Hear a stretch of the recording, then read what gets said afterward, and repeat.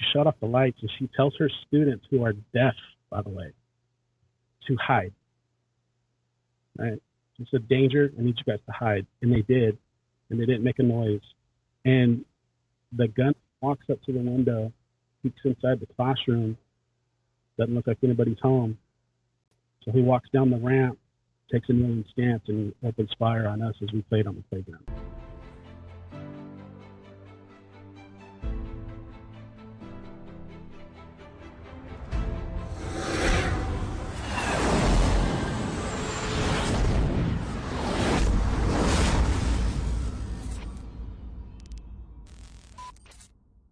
What's up, guys, and welcome back to Whiskey and Windage, the 2A podcast for the people, by the people.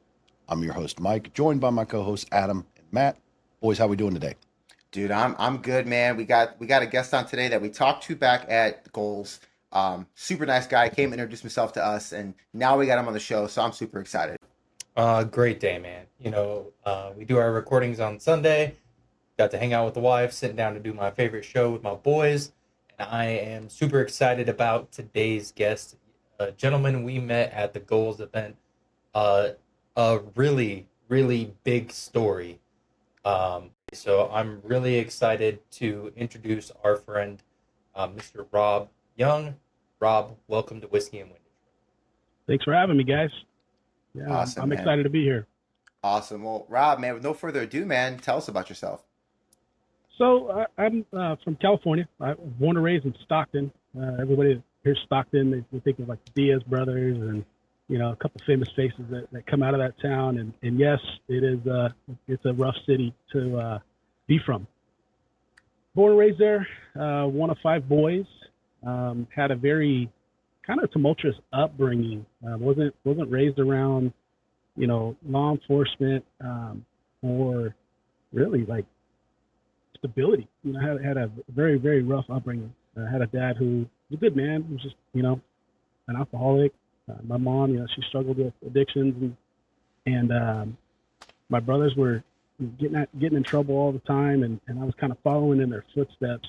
But realized as I got into my teen years, I did not want to be that. I didn't want to be a product of that environment, right? And luckily I had some people in my life that spoke some life into me and held me accountable. And I've always had a desire to get into law enforcement. And thankfully, these guys that, surrounded me and said that, hey, you don't have to be a product of your environment. You're better than this. They kind of pushed me towards that. And, my dad was very, very supportive. Even my mom and my brother were supportive of it. But I got into law enforcement at 21 years old. Put myself through the police academy. Started in late 2002, graduated in 2003 there in Stockton at Delta College. And, the rest was history. Spent 19 and a half years in law enforcement, worked for 2 different agencies. Started my career working for the Stockton Unified School District Police Department. They have a 24/7 PD for their district.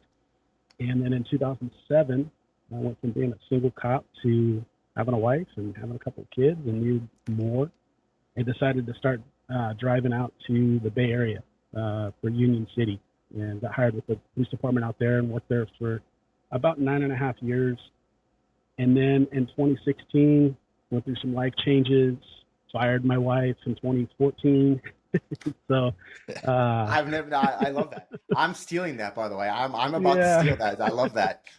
Yeah, so she didn't make the cut, and I had to move back, and I was living in Stockton, so I couldn't justify commuting, and I had my son and my daughter, and couldn't justify driving 80, 90 miles one way to work.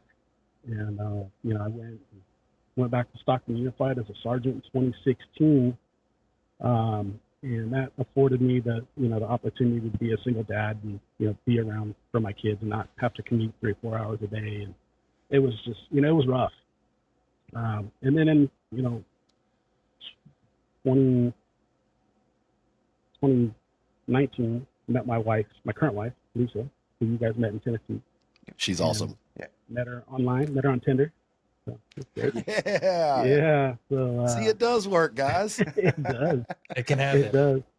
And my beautiful bride is my everything. And we decided to get together and got married during COVID, and it was crazy. She had 2 kids, and she had a very similar background as me, and she was in law enforcement, and she spoke my language, and I said, all right, you're hired. So we got Nice, married, nice. and the rest was history. So now we have four kids combined, 2 and 2, 2 boys, 2 girls. Moved out of Stockton. I'm living in a little town called Houston, right outside of Modesto, little farm town. And it's a good time. Awesome, man. Well, Rob, let's peel back the onion. Let's go back. I want to come back because, Yeah. obviously there was you had a significant experience as a child that's kind of also formed who you are now and Right. kind of way you see certain things, especially when we talk to gun rights and 2A rights. So I want to go back to that. I know you've talked about before, but I want to go back to that for the listeners that haven't heard and tell us your story. What happened back in, I think it was 1989? 1989, January 17th, 1989 is the day that my story really begins. I gave you guys a lot of foundation of kind of who I am today, just, sneak peek, but really my foundation really begins January 17th, 1989. I was a first grader at Cleveland Elementary School in Stockton. And that morning, it was, just a normal day for me. I lived about 6 blocks away from the campus. My mom was working at a nearby medical facility, and we didn't have a lot of money, so we only had 1 car. And the morning routine was that my mom would get me ready, and she'd walk me to school. She'd, kiss me on my forehead and say goodbye, and then walk to work. And she'd walk another probably 10 blocks to work. And that morning was no different. The only thing that sticks out to me now is I remember her telling me on the way there, she did not have a good day or a good feeling about that day. Couldn't shake it. She said it 3 or 4 times. She said, I don't want to send you to school today. Didn't really have a reason why she was feeling that way, but she walked me up to the back gate of the campus. And at the time, Cleveland Elementary, it's you guys familiar with University of Pacific, UOP? Pretty big. I've seen the commercials on TV. Yeah, so it's right down the street, just a matter of blocks from UOP. Pretty nice neighborhood. And at the time, in the back of the campus, there was a cyclone fence, just a regular 6-foot fence, and then kind of a pole and a pole. And there was just a pass-through. There was no swinging or locking gate. And that's where my mom would drop me off every morning. So that morning, we get to that pass-through. And I bring this up because it's important. It'll come up here in a minute. And she did what she always did, and she kissed me on my forehead, and off to class I went. Well, that morning, as a first grader, the thing that I was looking forward to was playing kickball. Okay. Heck yeah. And that was my game. And we had this kickball diamond that was on the blacktop, kind of closest to where that pass-through was, and there was a set of portable classrooms.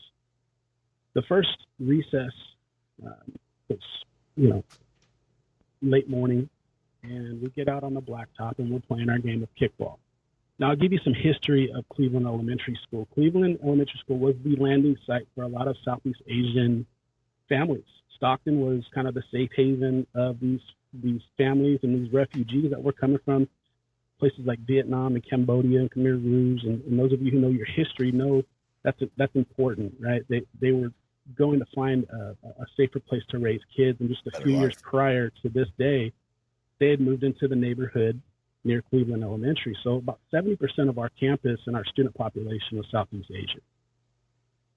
And we're right in the middle of our kickball game.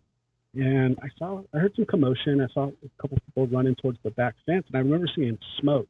And what that was there was a car fire. And a suspect had parked his station wagon. He threw a Molotov cocktail right near that little pass-through and lit his car on fire. And he drew a few kids towards the gate or the fence, but I don't think he had the effect that he wanted. And he entered our campus wearing camouflage, black jacket, carrying an AK-47, armed with a 9mm Taurus pistol. And he walked that same route that I did earlier that morning. He walked right onto our campus. There was no barriers. There was no campus security back there.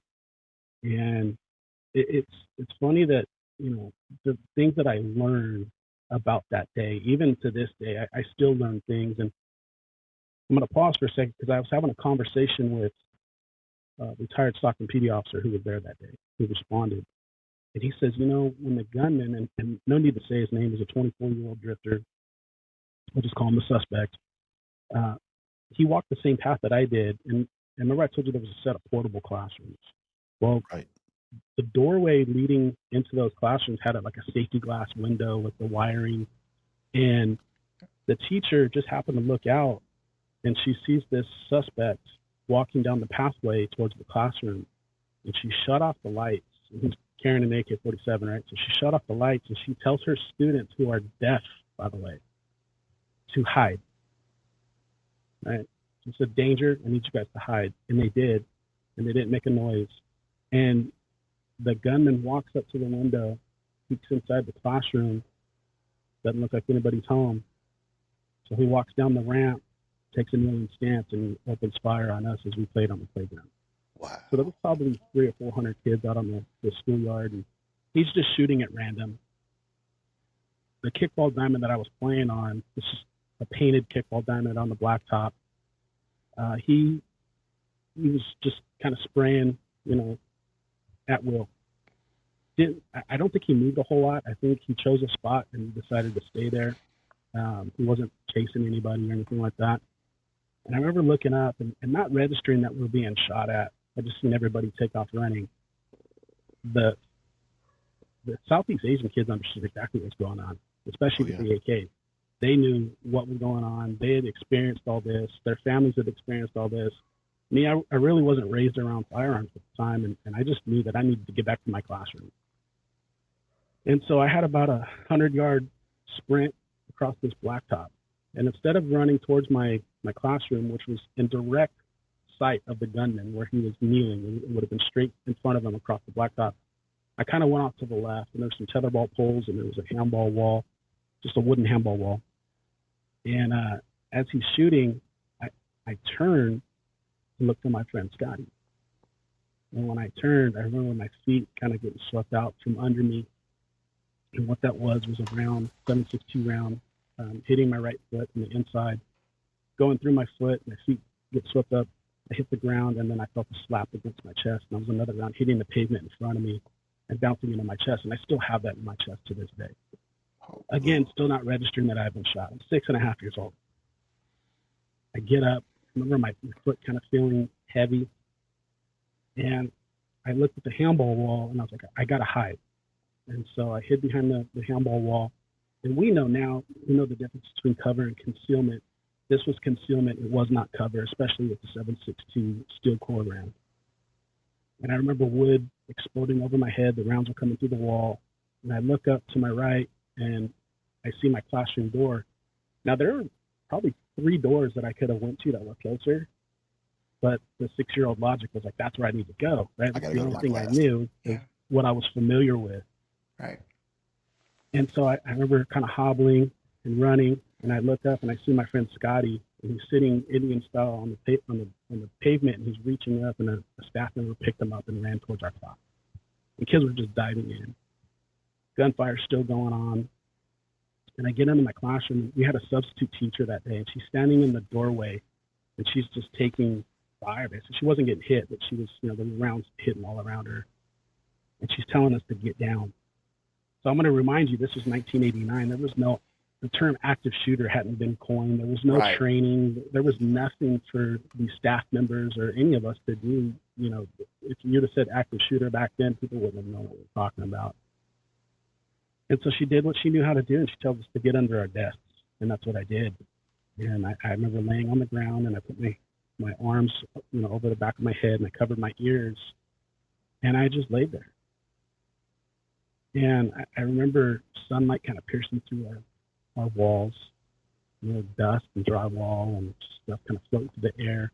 And I remember kind of looking around, and people are screaming, and people were messed up. There was other people that had gotten shot and trampled and some other injuries, and people were screaming, but it was eerily silent at the same time. And I remember the last shot going off, and it seemed like forever, and that was the gunman putting a pistol in his mouth and committing suicide on the blacktop. And so we're sitting there, and I can hear sirens. It just seemed like forever before law enforcement and EMS got into our room. And I'm sitting up, and I'm sitting Indian style. And remember I said we didn't have a lot of money, right? And this was right after Christmas. I looked down at my shoes, and I was wearing LA Gears. Oh, man, those were it in back in 89. right? The neon one, the little sand out design, and I see blood coming out of both sides of my right foot, and it pissed me off because my shoe was ruined. And I looked down at my chest, and I'm wearing this sweatshirt that my Aunt Karen had given me for Christmas, and there's blood on my chest. And again, I thought I was going to get in trouble, and it made me mad. I was like, my clothes are ruined. It just wasn't registering, you know. And I'm sitting there, and I look over to my right, and Scotty's kind of, you know, scooting over towards me. We weren't crying. And I said, Scotty, look at my foot. And he said, Robbie, look at my leg. And he pulls up his pant leg, and he had a hole in his thigh that was, you know, just a normal bullet hole. But on the back side of his thigh, it looked like he could fit a golf ball in his wound. And it wasn't bleeding a whole lot. And we're just sitting there. And that's when he told me, he said, you know, Robbie, I think we got shot. And think about what that does to a 6-year-old. Couldn't even imagine. The only thing that I know about getting shot is what I've seen on TV and what I've seen in the movies and what happens to people on TV when they get shot. Oh, they die. They die. Right. And I vividly remember not being scared of death itself, but I remember thinking, like, this isn't right. I can't die without my family. Yeah. That's the thought that went through my head. And, you know, the paramedics started coming in, and they're doing what paramedics do, and they start cutting off our clothes, and I'm just like starting to freak out a little bit because, like, this shouldn't be happening. And I remember the medic, and he gets down on his knees, and he starts working me up, and he, you know, he's trying to start an IV, and I remember biting the paramedic's hand, and he stands up and shakes it off, and he said some expletives and things I won't repeat right now, but he said, young man, he said, the fact that you're feeling pain is a good thing. It means you're alive, because I need to get you back home to mom and dad. And my kindergarten teacher from the year prior, Ms. Zincanella, she's standing there, and she says, you know, Robbie, they need to work on you. You need to let them help you. And she grabs my face, and she's just, you know, her lips quivering. She says, you need to let them help you. And she held my hand as they, you know, put needles in me and gave me some feel-good medicine, and took me up to the front of the school and did some triage. And it seemed like every EMS, every law enforcement agency, helicopters in the county were just circling above, and everybody was showing up, newscasters. I mean, it was chaos. And ultimately, 29 kids were shot, 5 were killed. In fact, when I was running towards that handball wall, there was 4 girls and a boy that were killed. And the boy was probably 10 feet from me. Wow. And I watched him go down. I knew him. That's kind of what I wanted to ask you, and it may be hard to remember. Maybe it's clear as day. You were talking about being on the kickball diamond and him coming through that entryway between the 2 posts. You know, looking at this like a kickball diamond or a baseball field. Do you remember approximately? No, I don't need feet or anything, but where in consideration to like the baseball diamond would the opening of the fence be that the guy was coming through, and then where do you think you were standing? So the pass through led to a walkway that would have been directly in the line of sight of first base. Okay. And we're talking maybe 40 yards, 50 yards. Okay. And that's where he knelt, and that's where he was shooting. And then if he's kneeling down and he's facing the blacktop, my classroom was directly in front of him by about 100 yards. Wow. So like he was basically in right field and he was shooting towards home. And yeah. Wow. He was shooting. So my second base, if you would draw a line from home plate to second base, would have been direct line of sight of my classroom. And he was at first base, you know, the extension of first base. And it's just an intersecting line of sight. If that makes sense, if that paints a better picture. It does. I was just trying to imagine it because there's so many different scenarios, and not that part matters, but I think for the picture, it's like, okay, well, how far away was this? Where were you? Like it kind of gives perspective. I ran towards third base, towards that handball wall, and then zigzagged to my classroom. So I went kind of a backwards, upside down L to my classroom. I didn't do a straight line. And that's tough to think about because, you know, most people think of, you know, baseball diamonds, you know, you're thinking of professional sports. Yeah. But those with kids, if you've ever watched Little League or gone to see your niece or nephew play Little League, those fields are significantly smaller. And that's most likely the smaller size is what's going to be, at a public school on the blacktop. So I hate to say it, but it's definitely unfair. It's definitely an unfair advantage to begin with, but at the same time, you put that amount of children or people for that matter in an area that size, and you have a guy with a weapon. I mean, it seemed so much bigger when I was a kid, but I've been back to that campus recently, and it's just like, man, there really wasn't a whole lot of space, and I'm throwing numbers out there, but really it was a pretty compact area. Yeah. And especially with a gunman with a long rifle, especially an AK-47, that's very capable, right? I'm very lucky to be here. And if I was just a few inches from where I landed, and if that round would have hit me dead in the chest, I wouldn't be sitting here. Right. Wow. It had to have hit the pavement the way it did for it to bounce into my chest. And it's not a full bullet, but it's almost a full bullet. It was enough it could have taken me out. Oh yeah, especially being that small and a small child, small frame. But so Rob, like at that age, we remember certain things. Obviously, this horrifying thing that happened, you remember that, and there's other things when we're 5, 6, 7. We remember bits and parts of our lives, but we don't remember all of it, right? So after this happened, like, do you feel like your awareness of everything, like you grew up? Do you feel like you grew up much faster at that point, and your awareness of life and things, or was it just this bad thing that happened? Like, I guess what the aftermath of that, kind of what happened? Do you remember being 6, 7 years old, feeling invincible? Right, you feel like you're Superman. Right, nothing's gonna happen. You weren't scared of death. You didn't even think about death. No. What that day did to me was it robbed me of that innocence. It took that innocence away. It took that feeling of, no, I'm not invincible. And I watched my friends die. Right, I knew 2 of the girls that were killed. I knew the boy that was killed. I watched what gunfire can do, right? Although even back then, I never blamed the gun for what happened. I knew it was a choice of a madman. In fact, I remember being in the hospital. I was only in the hospital for 3 days, and so I'll get back to that here. Actually, I'll tell that story. But they ended up taking me in an ambulance with another boy who had been shot in the foot. His name was Ben Potap, and they took us to the next town over, right? So remember I told you my mom worked at a medical facility nearby, big hospital. Yeah. Okay. They took me to the next town because all the ERs were full. They had a big city, a decent sized city, right, to deal with calls for service, very busy. And now they have a mass casualty incident where they're having to bring in, 30, 40 victims. And there were more injuries than just gunshot victims, right? Gunshot wounds. There was people getting trampled, people having panic attacks, other people that had to go to the hospital for different reasons from this incident. And so the ERs were just full. Right. And my mom, she remembers wheeling a patient to one of the hospital rooms. And she turns around and one of her coworkers says, "Hey, Brenda, did you hear what happened at Cleveland?" And she's thinking, like, Cleveland, Ohio. And she goes, "No, what happened?" And they said there was a big school shooting at the campus down the street. Now, this lady didn't realize that my mom had a son that was going to that school. Man.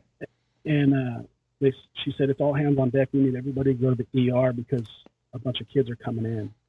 And my mom freaked out. She said, "My son goes there." And right about then, she said her supervisor came around the corner near the nurse's station and said, "Brenda, there's a phone call for you. You need to take this." And my mom goes to the nurse's station and she picks up the phone, and it was Doctor's Hospital in Lodi. And they said, "Mrs. Young, we need you and your husband to come to the hospital. Your son's been injured, and we need you to get here fast." And my mom asked, "Is my son still alive?" And the lady told her, "We can't tell you that over the phone. We just need we need you to get here." And my mom said, "You will tell me whether or not my son is alive or not." And the lady said, "All I can say is that he's alert and he's asking for you, but he has been injured." My mom's like, "I'll be right there." And her boss loaded her up, and she called my dad before she left. And my dad's like, "I'm already en route. I got the phone call, and I'm head there now. I'll meet you there." So they get to the hospital and they get in, and I remember thinking, I'm in the trauma room, and I remember them worried about my chest wound, and they were talking about doing surgery and stuff. And I remember the doctor saying, "Oh, let's do some workup. I think we might be able to leave it in there." And I told the doctor, "I don't want to have surgery." I was scared. So, but I remember how safe my parents, or how safe I felt when my parents got on too. And they get in there and they let my mom in and let my dad in. And I knew I was going to be okay. And I remember being in the hospital room, and this was all over the news. It was on 2020, it made world news. And, the suspect's picture was just plastered all over. And my mom just kind of broke down and she said, I hate him. And she's just crying. And I remember sitting in my bed and I go, "Mom, he was a sick man." And she looked at me and I said, "It's okay, I'm here." Right? And she said it took that to snap her out of it and realize that the hatred that she was feeling was a sickness and that she couldn't hold on to it. I don't remember ever holding on to it. And I mean, obviously it's painful, but I've talked about it. And that's been key for me, is to be able to talk about it and continue telling my story. Like Adam, you said, you remember bits and pieces of your childhood, right? There's bits and pieces that I remember, but obviously this incident, because I talk about it so much and because it was so big, and I remember everything. I remember the smells. I remember the sounds. I remember the feeling of, I can't die without my family. I remember the feeling of when the pain started kicking back in. Right? I remember everything. So with that being said, you said talking about it. And I am a big believer in that, especially with a traumatic event, PTSD, being able to talk about it, it does help. But did it take time? Like, was it something that, as a teenager, when you're getting adolescent age, did it take time to, like, was there a time where the PTSD was more prevalent, and then as the older you got, was it easier to talk about, or was it easier to talk about right away? I was sad for my friends that were killed. Yeah. And the district did a pretty good job of getting us some help and offering counseling services. And I went to counseling off and on for about 6 or 7 years after the incident, 1 or 2 times a week. And that helped a lot. My dad said that he remembers me being on crutches. I was on crutches for probably a month. And he said, he was worried about the PTS being so bad that he didn't know how it was going to turn out. And he said he walked out on the front porch and I'm out there playing with my friends and I'm on crutches and I have one of the crutches up and I'm using it as a machine gun. So, like, we're playing Army, right? So I'm using it as like a robot soldier. And he said, "Oh, my son's going to be all right." Yeah. Boys are going to be boys. Yeah.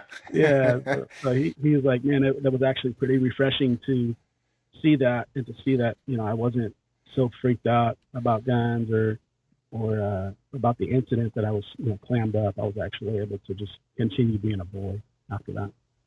Yeah. I mean, so also, like, touching back at that time, like, you probably remember now, and like you said, first mass shooting in school at that time.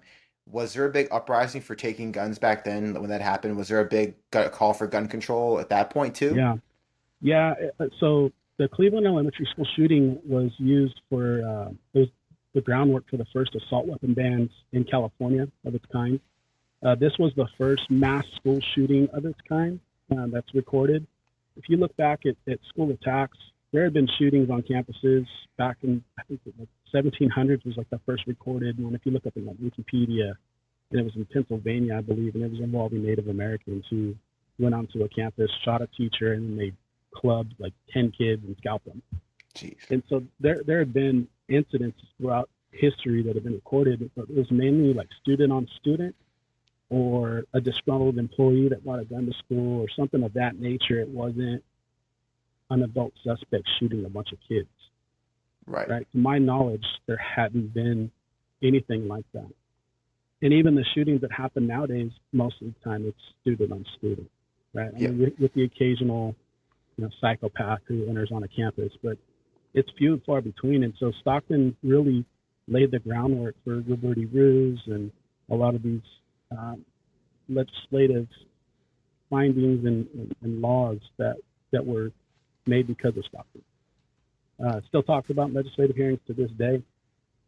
I work very closely with Gun Owners of America and Gun Owners of California, and they've brought me in over the years, to testify. So, again, I'll rewind. So when I was 20 years old, I had an opportunity to test for the police academy. I was looking at the military, looking at the Marines, and really wanting to go in. But I've always just had this desire to be a cop.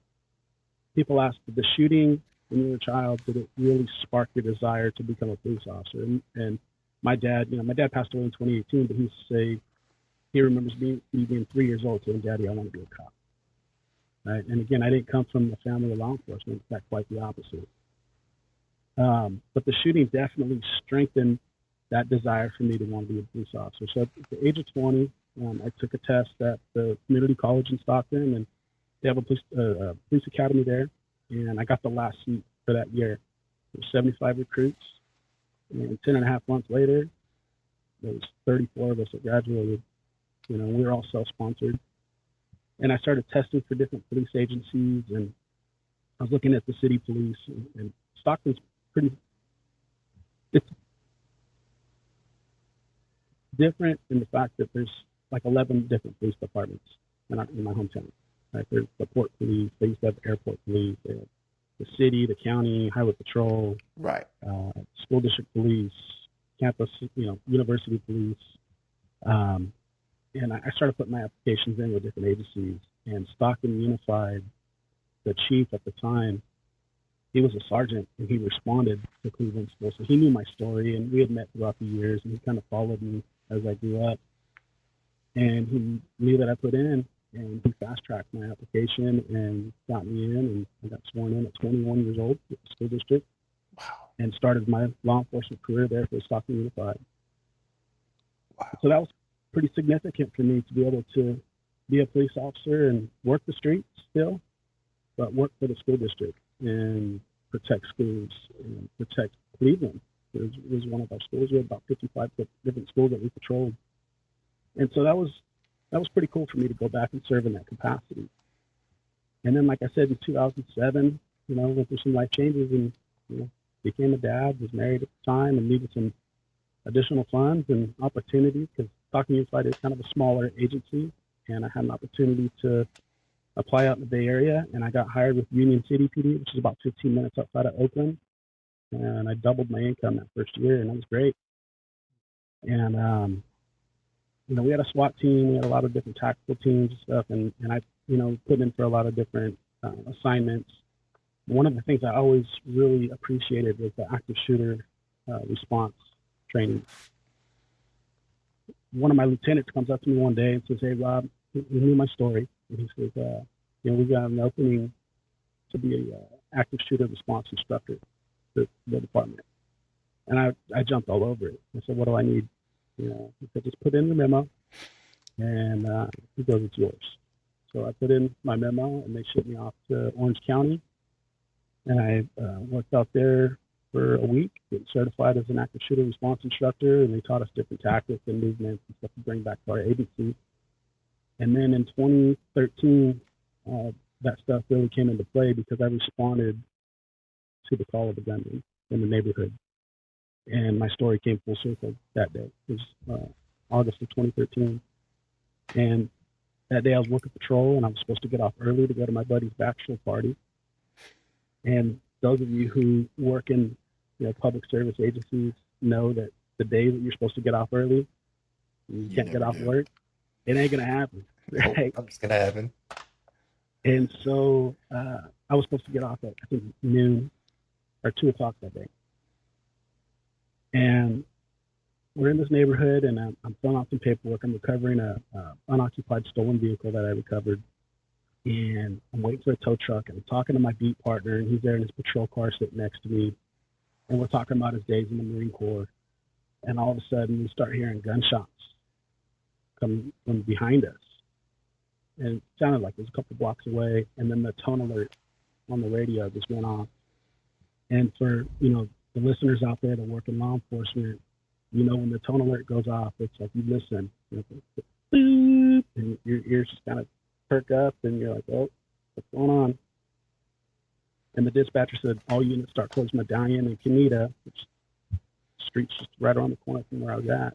We're getting reports of a active shooter armed with a long gun. He's shooting at passive motorists."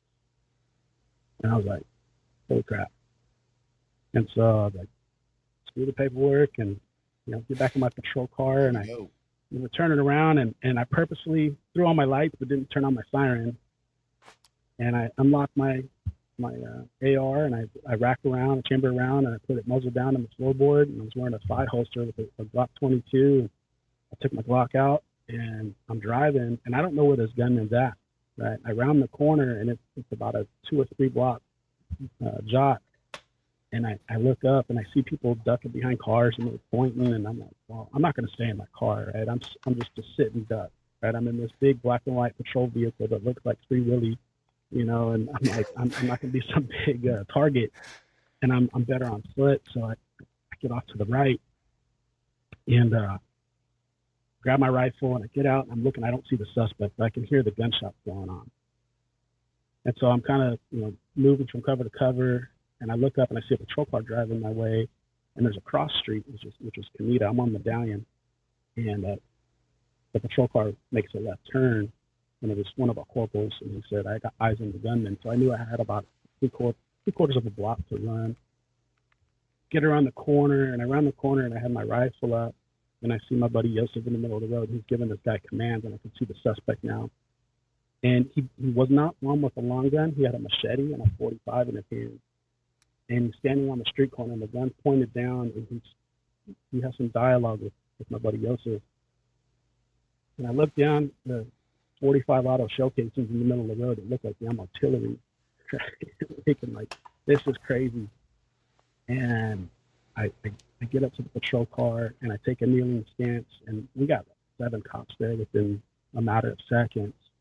And I knelt next to Yosef, and we had EOTechs on our rifle, and I had the dude dead in my sights, right? And I remember telling Yosef, I was like, he's not dropping the gun, man. I'm gonna take the shot. Because to me, like, this guy had been shooting in this neighborhood, and there's people bleeding out. Right. I got to stop the threat, right? So we can help them. But we can't move from cover. We got to stop this threat. I need to get to these folks. And as soon as I said, hey, I'm going to take the shot, Yosef, he says, hey, guys, he's on our SWAT team. He goes, Rob, how's the shot, guys? And as soon as he said that, the guy really raises up the pistol, and 6 of us open fire. I shot him 6 times. Oh. And he lands on the ground. He drops the machete. I see the pistol drop next to him. He's still kind of moving and rolling. He was dying, but he wasn't dead yet. And my beat partner was now on the other side of our patrol car, and he was laying prone. And he says, hey, Rob, I got a headshot. And I told everybody not to move yet. I said, he's still a threat. And I said, hey, man, if he moves for that gun, take the shot. And he was like, copy. And then he made a rolling motion towards that firearm, and my partner put one in his head, ended it. And it didn't really connect to me because, cops can go 30 years in a career and never get any type of shooting. Right. Yeah. And it wasn't for probably a year or two after talking with another friend. Dude, you know how crazy your story is? What do you mean? He said, you survived one of the very first mass shootings. He goes, and then you stopped an active shooter. And I really didn't even think about that incident as an active shooter, but it meets the criteria for an active shooter response. It does. Yeah. Right. And thankfully, no other victims were shot that day. There was houses that were hit, cars that were hit, but thankfully people just escaped. And people walking their dogs, hiding behind parked vehicles. And it hit me like, man, you're right. And not to toot my own horn or anything like that, but he was a dude, because you're like an anomaly, bro. I said, I can't think of another cop that's been through that. And so he's been getting on me for a long time to write a book and do some, public speaking. And I shared my story before in front of different church groups and some smaller stuff, but it really paved the way for what I'm doing now. And I'm really trying to get into more, public speaking and teaching and training. And so, people ask me, how did you get involved with Gun Owners of America? And I said, I started putting my message out there. I started reaching out to some different Second Amendment groups, and I reached out to GOA, sent them an email, and Larry Pratt, the father of Eric Pratt, emailed me back right away. And he had said that he had seen some news coverage with my story and he was very interested. This is right after Sandy Hook happened. Ultimately, they ended up flying me out to D.C., and I introduced a bill in front of Congress that would have allowed teachers and other school district officials to be able to carry CCW on campuses. Unfortunately, that bill failed. It didn't get passed. I think that we need to get passed, but it started kind of my groundwork of being a Second Amendment advocate, doing right. And so that leads right into today. Like I said, in 2016, I returned to Stockton Unified as a sergeant, and had an opportunity to go back and help kind of rebuild that agency, and took up the opportunity and went back, and they promoted me right away, hired me as a sergeant, and I got to continue doing a lot of the active shooter trainings and certifications, not only for our agency, but for our entire county with fire and EMS. I helped put on some big exercises there in our county. And then in 2017, started realizing that my back and my neck and my nerves were shot. Started putting in claims, and I just realized I wasn't the same person anymore physically, and I had some injury stuff that caught up to me. And ultimately, 2 years ago, now it'll be 2 years in February, I went to work February 2nd, 2 years ago, not realizing this would be my last day, and opened up a medical report from the doctor. And they sent me home that day, and that was my last day in law enforcement. Wow. Yeah. So since then, I know, you talked about briefly, you have a podcast, you're with GOA, when you're working with GOA. What other avenues or what other things are you branching out and doing right now when it comes to 2A advocacy or anything else? Yeah, so I've remained very, very close with Gun Owners of California. Sam Paredes is a really good friend of mine, near and dear. You guys met him in Tennessee. He's just an amazing guy. Yeah. We've stayed in contact throughout the years, and he's brought me out to different legislative hearings in Sacramento. I kind of got out of that for a while when I was going through my divorce, a 6.5-year divorce, pretty nasty. But lately, when I say lately, like the last 2 years, especially after law enforcement, I decided to just jump back into it full steam ahead. I had started my podcast right before I retired. I did my first season. It was only 5 episodes. And then, when I retired, it just got really, really hard. I was trying to make ends meet. I lost half my income right away. I had a 6-bedroom house and a new wife and, 4 kids to feed. And it was hard. And so I had to really figure out what next. And I started looking at different jobs in different positions that I could hold. And I kind of collided with this company called Knowledge Saves Lives. And it's an agency that is a private consulting agency, and they are made up of a bunch of former law enforcement, military, EMS type guys who just decided to build a company to do active shooter response for civilians and campus-based organizations. And the company's really grown. Been around for about 15 years now, and we work in medical facilities now. We've branched off and did some workplace violence and stop the bleed courses, and we have 52 consultants statewide. Wow. And it's pretty cool because the company bought an old continuation high school that's 12 minutes from where I live now. And so, I don't work there full time. It's kind of seasonal. We get really, really busy at times. Right now it's kind of a slow and go, but it's just the training realm.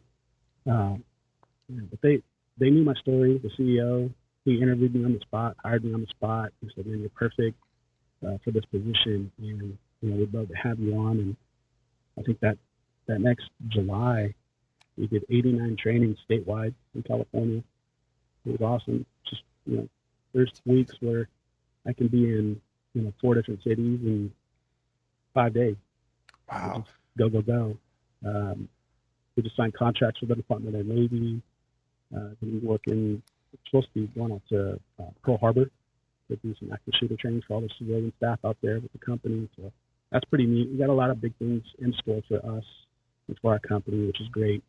I'm also co-owner in a company called Modern Warrior Training Concepts, and we're a faith-based organization that really focuses on churches and active shooter trainings for churches, places of worship. We do stop the bleed courses.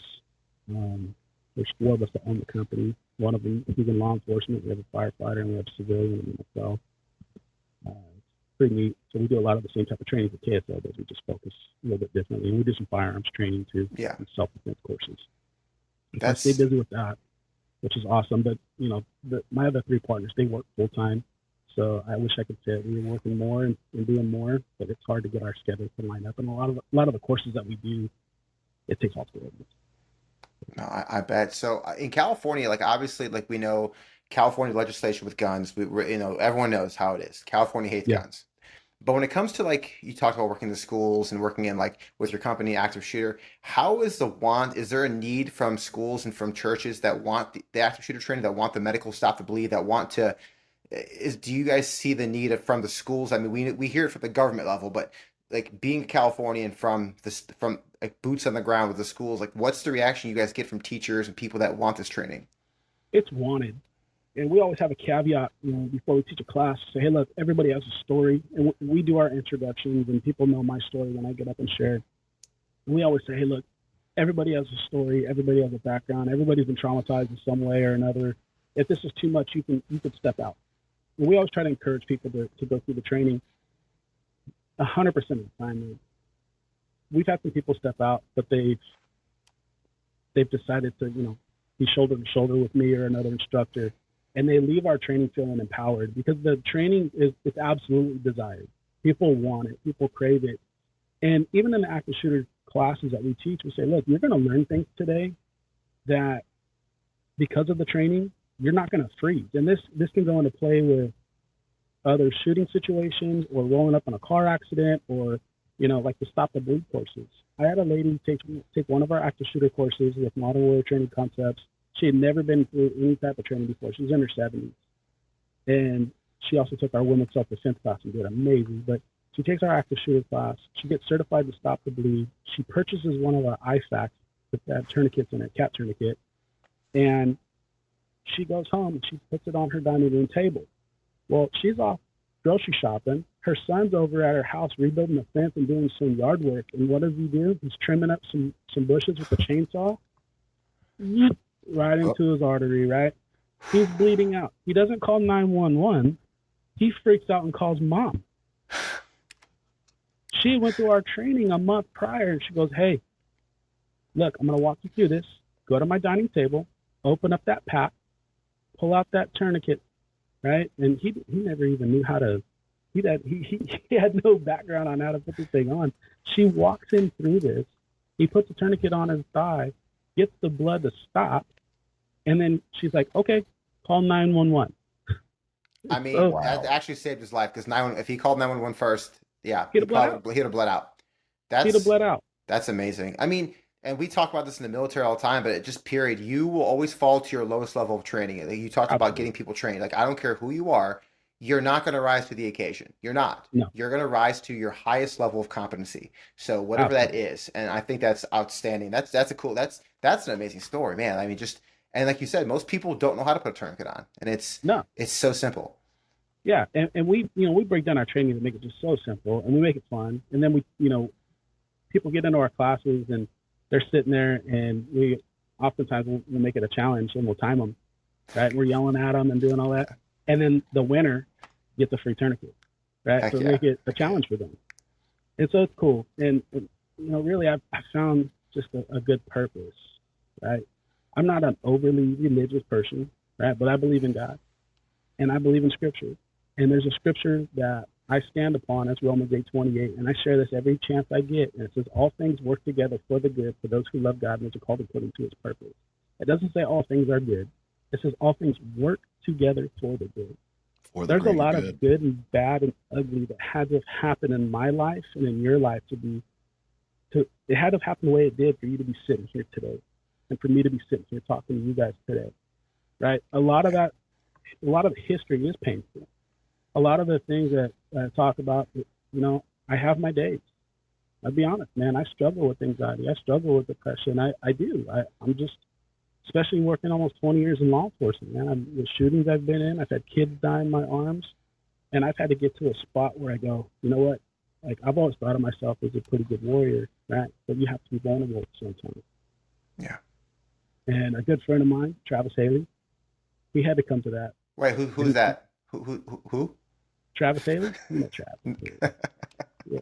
So we were sitting at his house, and we were sitting in his backyard. He said, he goes, Rob, I had to really get to a point in my life where I had to allow myself to be vulnerable and say, man, like this stuff does hurt.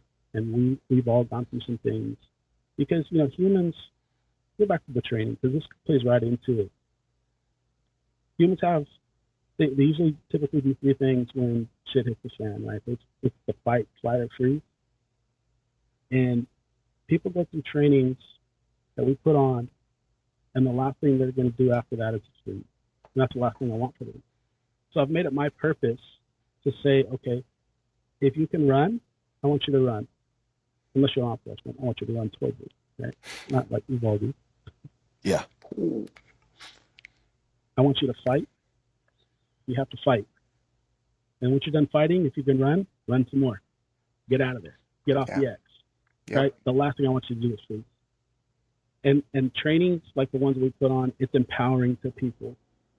And it gives them the opportunity now to go, all right, like you said, Adam, they fall back on their lowest level of training. Yep. Right? And if you make that lowest level of training up here, while everybody else is down here, you're going to have a lot better chance of success in making it through that incident. So I've made it my goal, man. If this is how I kick the devil in the mouth, every chance I get, man, I'm going to do it. Rob, I think that you have a very unique perspective on active shooting, on the Second Amendment.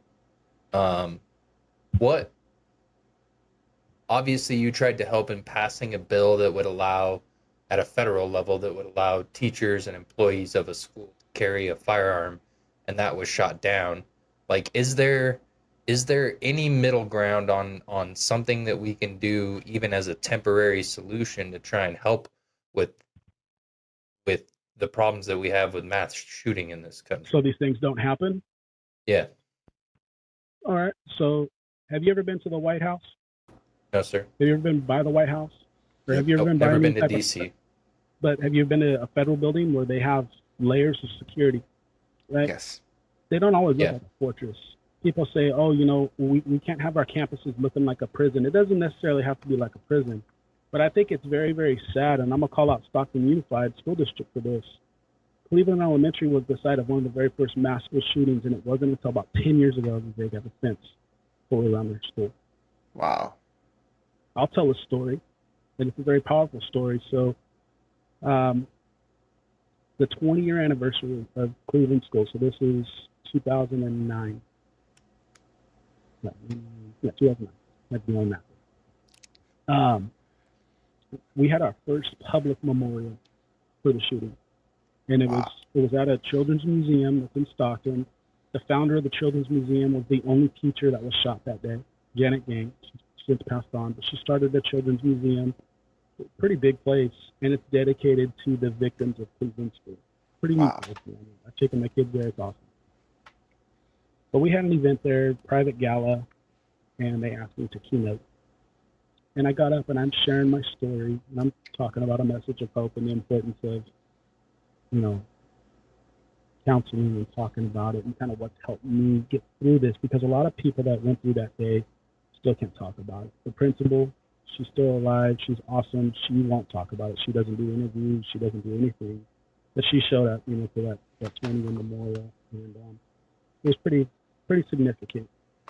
But after I shared, a gentleman walks up and he's crying, and he said, "I used to work for the school district. I'm retired from facilities management." And he said, that pass-through that you're talking about, that you walked through? He said, "I'm the one that installed the gate the next day." And he tells me a story about how he went to the courtyard to get the gate the day after the shooting, and there was a note that was zip-tied. It was in a plastic container, a plastic sleeve. And he said the note said, "When ordered, November of 1988. When manufactured, December of 1988. When needed, yesterday." There are steps that we could take. Now, would have the gate would have stopped the gunman? No, right? But it's a layer. Maybe he wouldn't have climbed the fence. Maybe he couldn't climb the fence, right? Maybe he would have stopped at the fence line. He could still shoot into the campus, but we have a lot better odds at that point, right? I'll take it, okay? Having lockdown trainings. Lockdown trainings, I mean, Taylor Winston and I shared a video together. It's on my Instagram, and it's a Kamala Harris talking about how lockdown trainings and active shooter trainings is scarring. You know what else is scarring? Getting shot. Yeah. Right? Having lockdown trainings, giving the empowerment back to staff. Because just like I mentioned, that the teacher that I had that day, the substitute teacher, had no training. The other staff at the school had no training. Stop the bleed training, right? The statistics are out there. 40% of gunshot victims that die because of blood loss. Right. They're savable. Doesn't have to be fatal. But you have a matter of minutes before somebody bleeds out. Training is so necessary. Having fences is so necessary. Having funneled contact, right, where people can't just walk onto an open. There's no reason in 2025 why we had to have an open campus. Shouldn't be, right? Not just for shootings, kidnapping, sexual assaults, all that's against the government. It happens. I've seen it time and time again as a cop, right? So having these things in place, when you think of it like an onion, and it's one layer after another, we can always be better, right? So I don't think there's just one way of doing things, but you have to start thinking, every campus is different, but what's important, you know? And setting up these barriers, right? And not just allowing people on the campus is huge, right? Gun control is never going to stop a gunman from committing a heinous act. I realized that as a child. The gun is a tool. I have plenty of them in my office. I own 2 AKs. I bought an AK because they were trying to outlaw them here in California. I was like, I got shot with an AK and I own 2 of them now. So, you know, screw you and your gun control, right? And you know, I walked into a room and, you know, somebody said earlier, you have a very unique perspective. I think it was Matt who said that. And I agree. Again, not trying to sound boastful or prideful, but I can't think of another police officer in our country that has the same background or similar background. And when I come in, I could talk about as a victim, and I could talk about the fears and the PTS involved and the smells and stuff that I'll never get rid of. I can also talk as a first responder, right? Yeah. And I've gone through and I've researched a lot of these shootings. Seconds matter. Yeah. Right? Seconds matter. And then I start talking about national response times for police departments being, you know, 4 to 6 minutes after 911 calls. Well, guess what? Cleveland school was over in 3 minutes. Right? Well, okay, school resource officers. Well, I was a school resource officer. And I worked on campuses that were 65 acres. And I'm the only SRO on campus that if I'm at corner X and the gunman enters corner C and I got to hoof it on foot, how long is it going to take me to get there? Right. 3 minutes out. So SROs aren't, you know, it's not the end all be all to this. But it's another layer. But it's another layer. I'm not saying it's not needed, but it's another layer, right? It almost seems to me in certain districts, though, that the SRO, some are voluntary. You know, if you're part of your local PD and you want to go SRO, you can volunteer.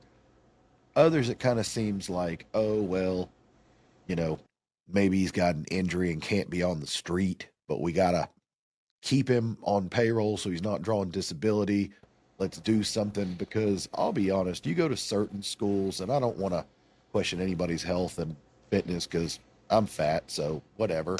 But I'm with you, Mike. Come on, man. but I look at him and I'm Love like, I can outrun this guy. Like, right. I can, you know, like, it just seems like that's not the guy you want. But I'll even say, just like we talked about earlier with government buildings, you go into certain government buildings, and if it's a high tier government building, yeah, those guys are those guys look like they're built like animals. Tier 1 operators, yeah. But you go to other ones and you're like, man, that dude was here when they built this courthouse. Like, And he's Yeah. been sitting on the stool ever that dude since. has not moved off that stool. Yeah. He's 86 years old. And he didn't even see Yeah, he was anyone Wyatt Earp's move field yet. training officer, right? Yeah. Yeah. So it's really tough because I understand the layers but yeah, it also, and it kind of goes back, and I hate bringing up Uvalde, but it kind of brings that up where it's like you had a resource officer there. Yeah. And that resource officer made the choice like, yeah, I'm not choosing violence today. I'm going to wait and see what happens. And this is above my pay grade. I'm going to see what my boss says. Yeah. Part of I that think could have that- been because he was worried about getting rode up. Doubt it, but it could have been in today's day and age going cowboy. But the other part is like, man, like, Yeah, that can't happen. You can't have that mindset and be in a position where, I mean, really any law enforcement position, but particularly if you're working on any type of campus, that is your job, man, especially schools. You know, people used to look down upon school resource officers thinking, oh, you know, they're second class cops or what. No, dude, listen, I think that, you know, the fitness evaluation needs to be a thing. You know, we used to run our SWAT guys every year. They had to pass a test. But yet our school resource officers, like you said, man, they're fat, they're out of shape, they're broken, they're people on light duty getting put in these positions. No, I want these guys to be in good shape, guys and gals, to be able to, you know, they need to be good shooters. You might have to take that necessary shot that's harder than normal, right? You need to be able to hop fences and get over walls and kick through doors and be able to think on your feet. I think SROs, man, when you get into that position, I think you need to be a step above the norm. I really do. I think you're spot on. I think, Rob, you are, because speaking from experience, where I went to high school was the suburbs of Chicago. Okay, a little different. We had a cop there. Let me tell you what, he didn't there mess were guns around. there, but the cops didn't have them. He had to go. He had an AR-15 even back then, 20 plus years ago, in his office locked. But he walked around, and he went to the point of not just walking around in uniform. He would wear just like a teacher some days and walk around. But he was there. We had metal detectors in my school, and people are against that. But I'll tell you what, my school never had. And I was a junior when Columbine happened. We never had a school shooting. We never had any weapon problems. And quote unquote, I'm in Chicago area. Guess what? We didn't have that, but we had metal detectors. We had a cop that was armed. We had a cop that would wear his firearm out everywhere in our high school, break up fights. But he was there. He was present. So, I mean, like you said, layers. I mean, yeah, well, but at the same time, evil's evil. I mean, yeah, evil's evil. Evil. Evil's They're gonna evil. find a way. Rob, we have a mutual friend. I'm in Nashville. You know, the shooting that happened in Nashville. You know, Mike I know Lava. that place. When it happened, I knew what happened before it even hit the news. I was 10 minutes from it. Yeah. And I saw everything happening, and, you know, of course, I didn't know exactly what was happening, but you knew something wasn't right. But that place had 2 entrances in. It's on the top of a hill. You know, who would go there? There's nothing to do there. You know, there are gates, but they're open. Right. And, you know, it's just that Yeah, thing and that happened. gunman, that suspect, according to the manifesto, if I'm remember correctly, was passed by a planned. couple other campuses, right? And chose Yeah, that actually campus passed because there by- was a Passed by my daughter's school, which is really interesting because I won't release that information, but where she goes to school, they actually have the doors open on that school on the weekends to the police department and the SWAT teams, and they say, hey, if you want to use our school as active shooter training, the doors are open for you guys on the weekends. And we all get newsletters like, hey, if you're driving down and you see a SWAT team van in front of the school and it's a Saturday or a Sunday, do not freak out. Like, they're supposed to be there. And so it's cool. Like, it's comforting knowing that. But yeah, she passed right by that, couple other schools, and it's just like, man, I mean, it's just ridiculous. Yeah, no, I agree. To me, man, I hear about these shootings and it brings me back to January 1989. It brings me back to being a police officer. but I also it takes me to that component of being a father, and I couldn't imagine hearing something like that going on and having school age kids like I do. And it's scary. You know, my kids in schools have been on lockdown before, and I just it's a gut wrenching feeling. It's Right. a weird thing too, because I think like, all right, you know, you run scenarios in your head. I'm gonna flip a switch, and today's the day I'm going wild. Soft target areas like elderly, children, places of worship, places like those aren't where I'm going. Like, Right. I'm gonna be the dude like in Happy Gilmore that puts the lipstick on and has the manifesto of everybody's name who's ever Steve pissed me Buscemi. off in life. Like, that's what I'm going after. Like, why am I going after people that have done nothing to me? I don't know Right. from Adam, not you, Adam, but you know, I just it's just weak, but it also shows that's weak, but it's also evil. You know, that is Right. evil at its purest. At its core. And evil's always going to exist, right? Evil will It always always has. exist. People will find a way. And, you know, like I Oh, said, and we have recorded incidents back in the 1700s of school-age kids getting attacked for whatever reason, right? It's not something that's new. So when I hear all this stuff on media and social media, oh, you know, this stuff doesn't happen in other countries. It does. It always will, and it always has. Yeah. Right? It's biblical, right? People Yep. were attacked.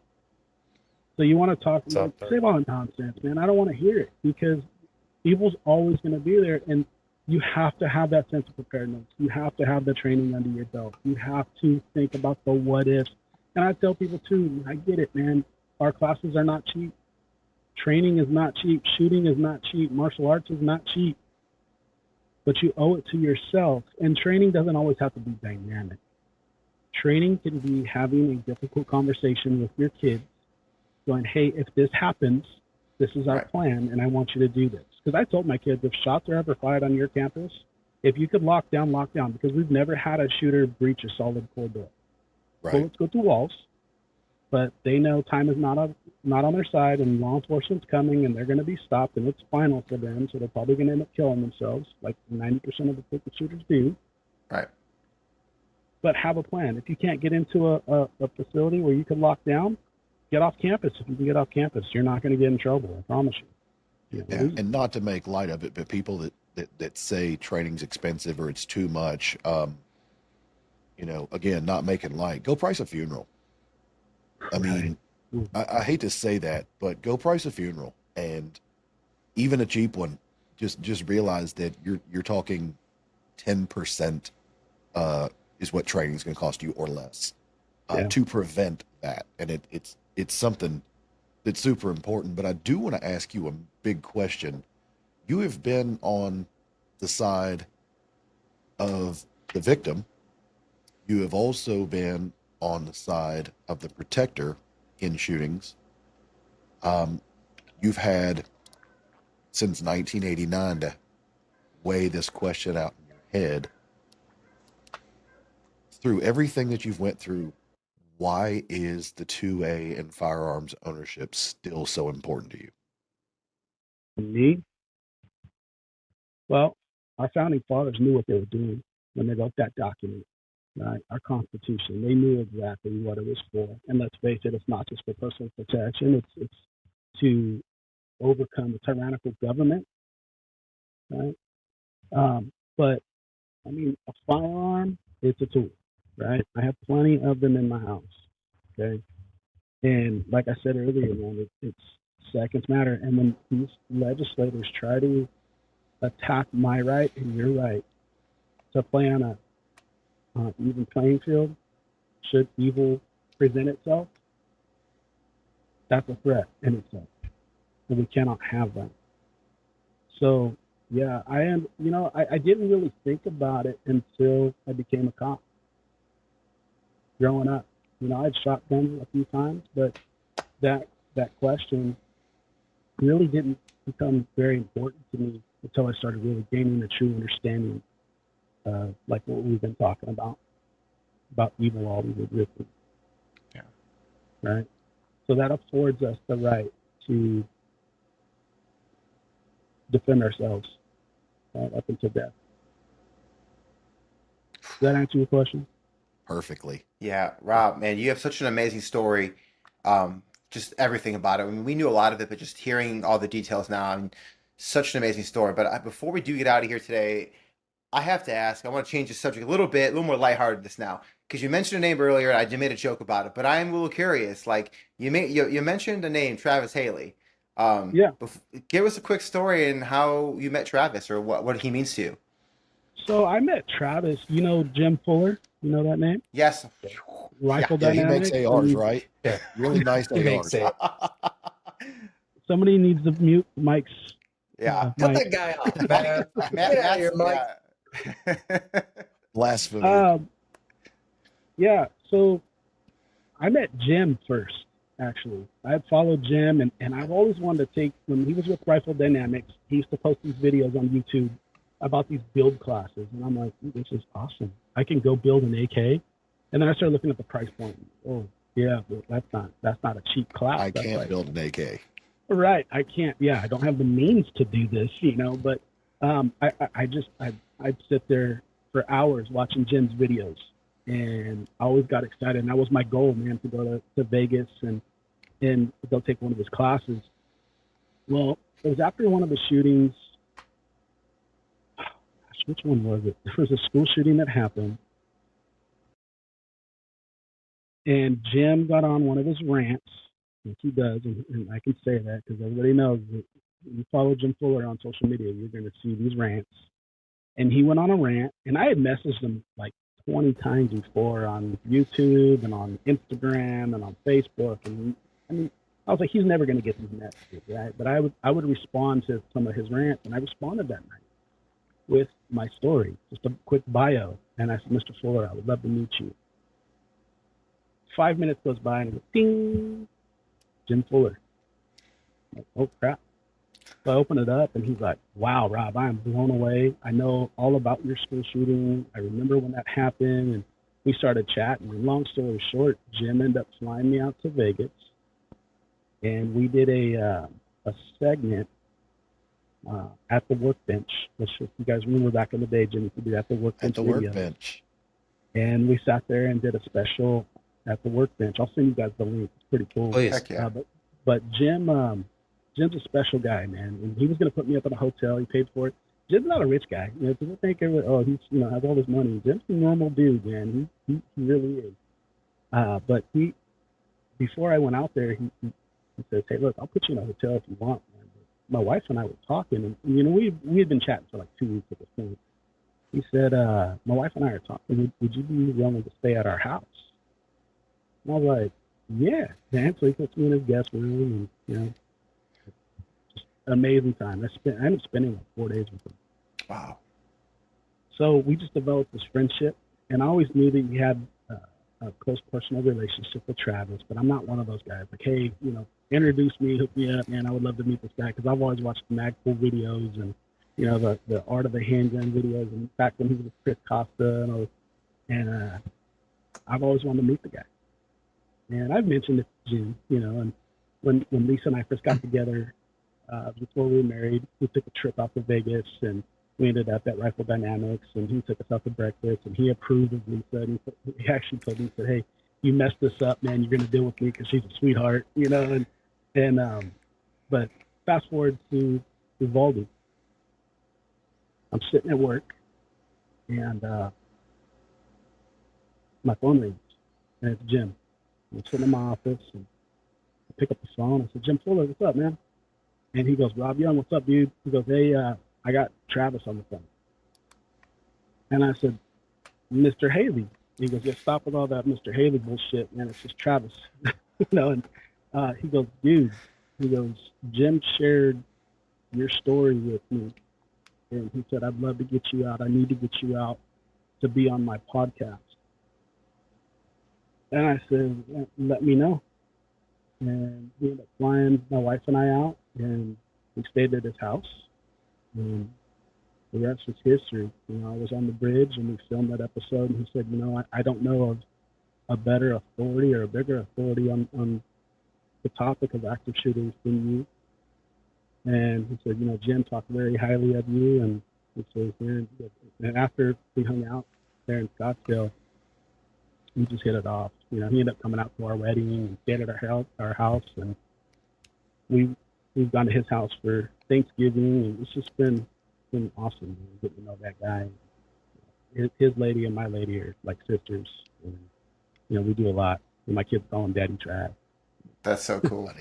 Yeah. And so, in fact, Travis actually helped me start my professional Instagram page. And I was getting ready to start my podcast. And I was actually going to call it something else. And I'll share this story too. So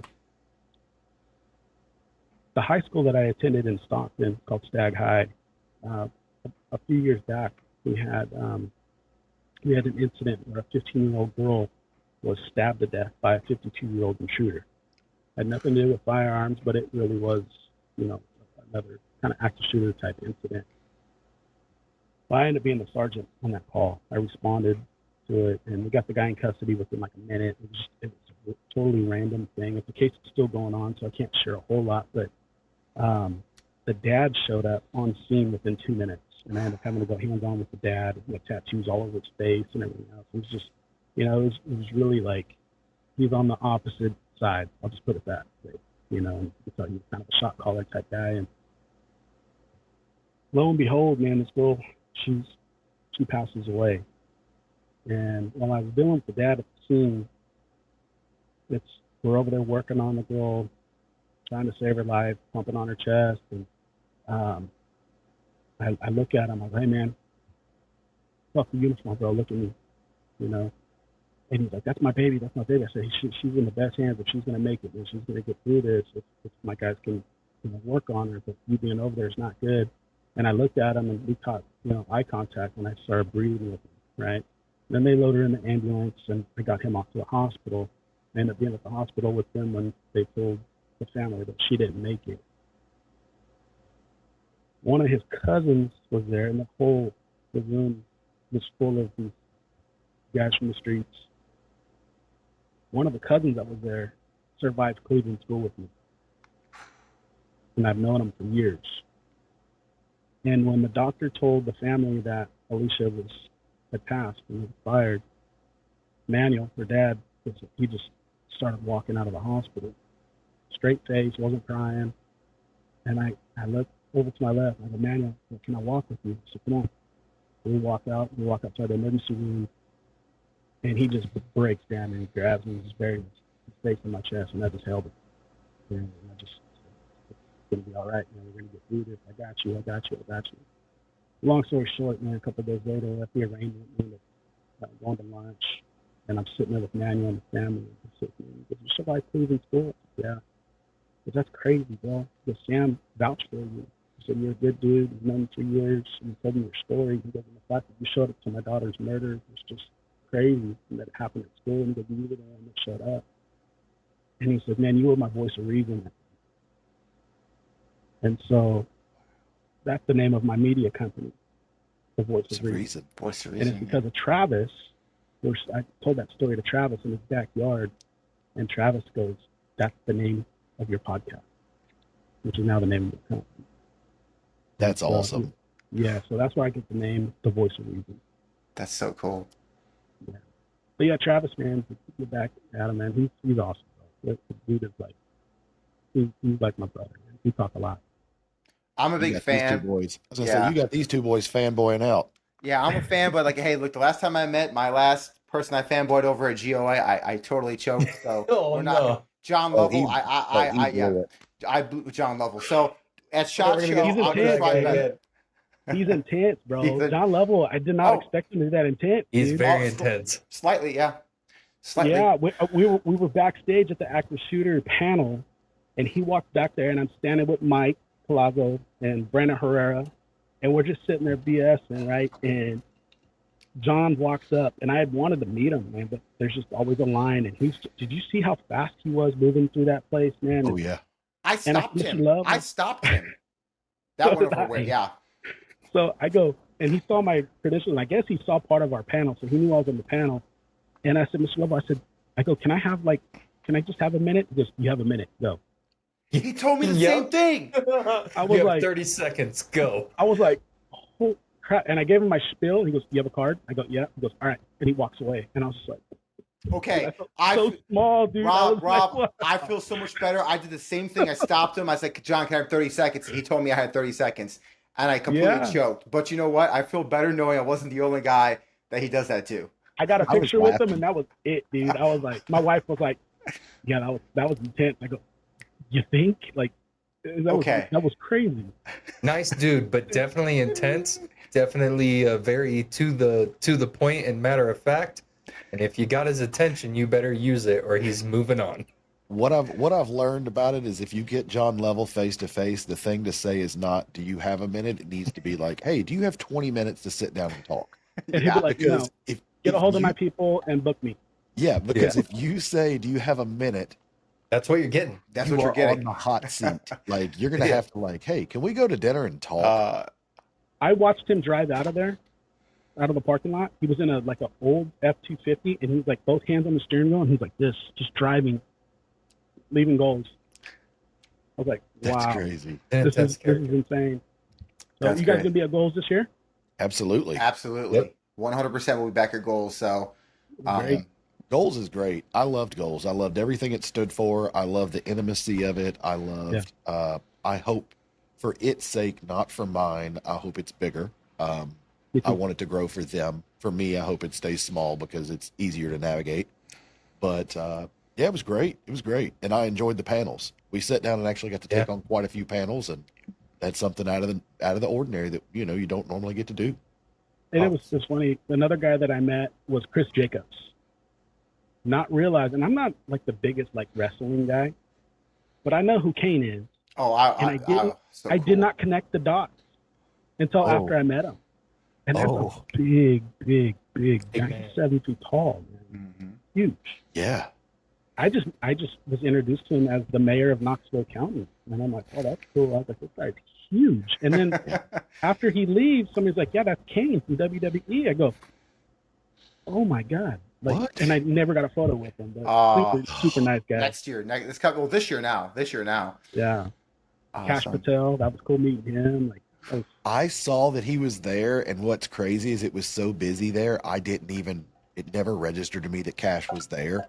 And then afterwards, I see all the photos coming out, and I'm like, dang. That's crazy. There was so many people there. It was tough to see, especially for us. We were out and about. It was tough to see everyone, but I'm excited for this year. We've already talked to John. It's going to be a great show again. I mean, they got so much planned, and it's going to be exciting. That was neat meeting you guys at the hotel. I saw you guys over in the corner. Yeah, that was cool, dude, man. That was the craziest thing because we had, we start our podcast. We've been doing it since January of last year. That's kind of like the halfway point. And we're just sitting there, and some people were like, hey, we know those guys. Other people, it's like, ooh, that person looks familiar, but I don't know who they are. And we were like, man, we got to get out of here. Let's just go eat. So we went and sat down at the hotel, and it was just like, man, we get away, not be bothered. Actually had a friend of mine's dad meet us. He drove all the way up just to see it, and he was eating with us at the time. And you walked up, and it was just like you introduced yourself very, very professional, and it was just like you told your story, and it was like, oh my God, he has to get on the show. Like it was crazy, but you could see that immediately, like you exuded your personality, like you are as advertised. You are what you say you are, and thank you. That's refreshing, man. It's super refreshing. I networked as much as I could while I was there. It was the reason I was there. I mean, obviously, I got asked by GOA to be there to share on the panels, and I would have done anything, man. I would have mopped floors for them, and I still will. Yeah.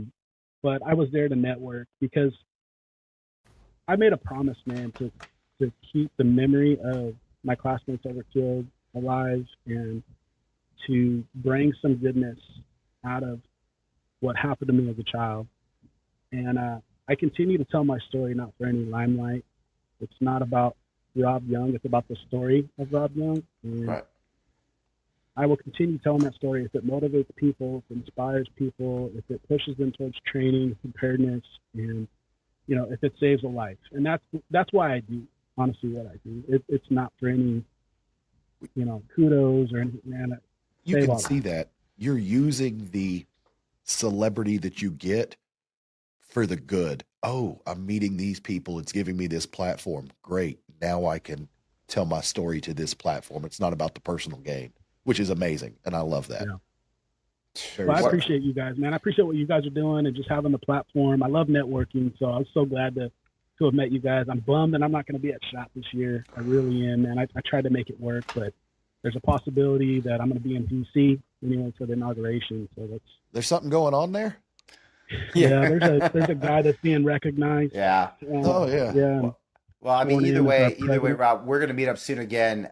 You and I actually might meet up sooner. I think we're Yeah, I gonna. might see you here in a week and a half. Yeah. So he's gonna be in my neck of the woods a week and a half. So Y'all should do it. we're gonna Y'all should meet. definitely do that. Yes, but Yeah. And I want to get out to Nashville. I got to get out there with Mr. Colazo and Taylor Winston and you. And, Yeah, man, when you get out here and you hang with Colazo, man, just look me up. I'll send you the number over and we'll just link, even if it's just to Please grab do. some dinner and then you guys go on your merry way. But yeah, if you're in my town, definitely let me know. I'd love to shake your hand.